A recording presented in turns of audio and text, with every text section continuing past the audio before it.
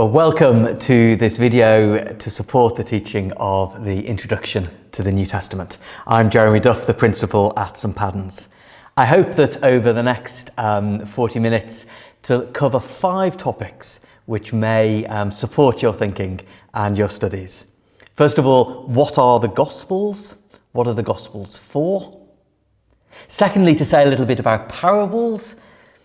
And then to look at Luke and Acts, to give a little bit of introduction and a sense of what's going on in particularly the book of Acts, but Luke and Acts. Fourthly, to give a spin about the Apostle Paul and suggest to you a way in which we might look at him. And finally, to say a few words about the book of Revelation. And I hope this gives a bit of an introduction to the whole New Testament, a different view perhaps to some of the things you've been learning, and just adds to your learning about the New Testament over this term. So first of all, what are the Gospels? What are the Gospels for? I think it's worth us pausing to think about this question. We've probably been using the Gospels for many years.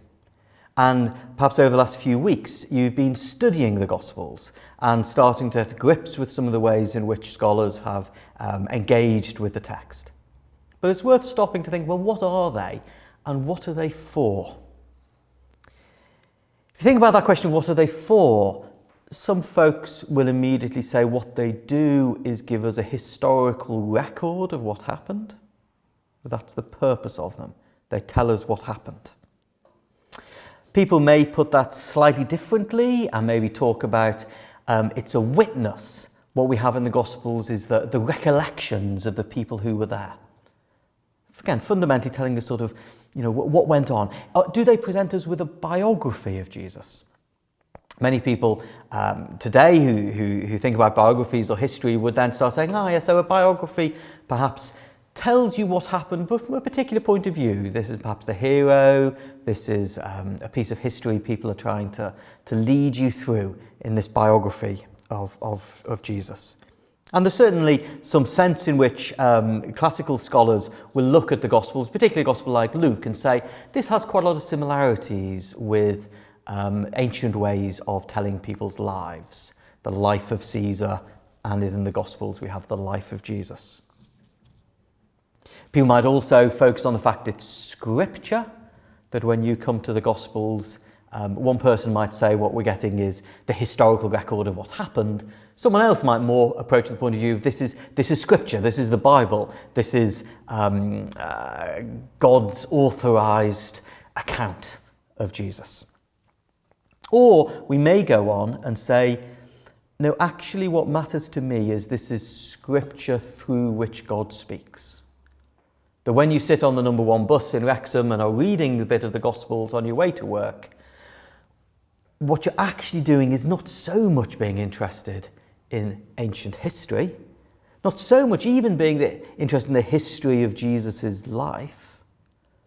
You read your bit of the Gospels on the number 1 bus because you want to hear God speak to you. You're wanting to get wisdom from God for your daily work. All of that, I think, is very interesting as a way of describing what we're doing when we're reading the Gospels. But I want to put something slightly different to you, for you to ponder.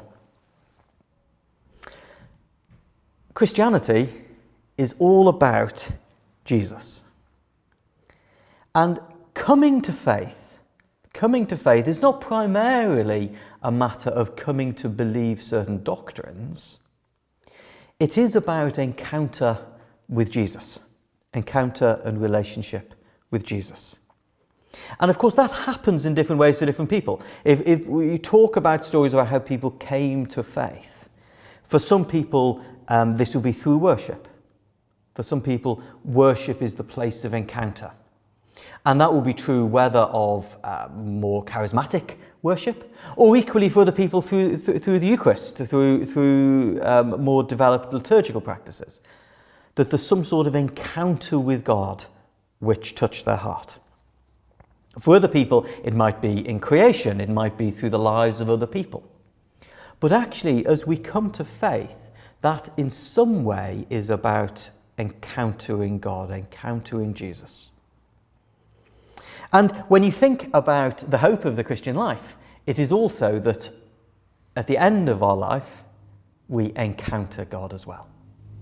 And so you could say the Christian life is a journey between one encounter with God to another encounter with God. And in between the two, what we want to do is to encounter God. We want to encounter God, we want to encounter Jesus. When you look at the Gospels, what you see is actually a very intriguing, rather specific sort of text. What you have is a story about Jesus going round meeting people. And this becomes clearer when you look at other types of gospel material that were there from the early church. And you get other types of gospel material which are collections of Jesus' sayings. And you also get some of the gospel material which seems to be telling you what Jesus did. But none of that was seen by the church as giving us gospels that work. What we have in the four gospels is the story of Jesus' life interspersed with teaching, and the format fundamentally is Jesus meeting with people and speaking to them. Just the teaching doesn't work on its own. Just the basic story of his life doesn't work. That the four Gospels are this connection of Jesus meeting people and speaking to them. Some people, if you've read too much Da Vinci Code, some people think that we have these four Gospels because some men at some point sat around in pointy hats and decided these are the Gospels the church ought to have. It really wasn't like that, and there's a good bit of discussion and books to read and things to study about the formation of the New Testament. But when I say it wasn't really like that, what happened was that this evolved over time, over a few centuries, that these four Gospels were the ones that Christians across the world found worked for them. What do we mean by worked? Previous Archbishop of Wales, Rowan Williams, put it like this. He said, the four Gospels survived and were revered because they were found to be a reliable foundation for Christian spirituality over previous centuries. Similar to the way in which biological evolution can be seen part of God as God's creative activity, the four Gospels can be seen as an example of the survival of the fittest. We have these four Gospels because their job is to nourish the church, and these four were supremely fit for this job, and that's why they survived. They're fit for this job because when we read the Gospels, we meet with Jesus. Think about the story of Zacchaeus. Many of us may remember it. If you were lucky enough to be involved in a church as a child, you might remember the songs. Zacchaeus climbing up his tree, Luke chapter 19, verses 1 to 10. And what happens there? Zacchaeus has a problem.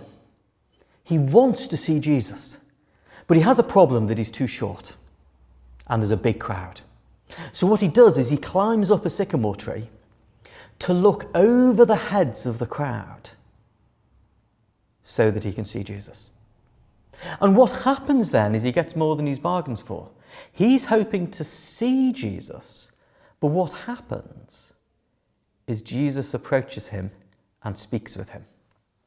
He's hoping to see, but what he gets is a meeting. And that's what we do with the Gospels. We want to see Jesus, but we're separated by 2,000 years. We're separated 2,000 years, a different culture. It's like Zacchaeus being too short and separated by the crowds. So Zacchaeus climbed the tree to look over the shoulders of the crowd to see Jesus. We read the Gospels to look over the 2,000 years in order to see Jesus. And when we see him, what we actually get is a meeting. So what are the Gospels for? The Gospels have been designed and were recognised by the church as being the way of engendering meeting with Jesus. We read them, We read the accounts of other people meeting Jesus and Jesus speaking to them, and in the process, Jesus meets with us.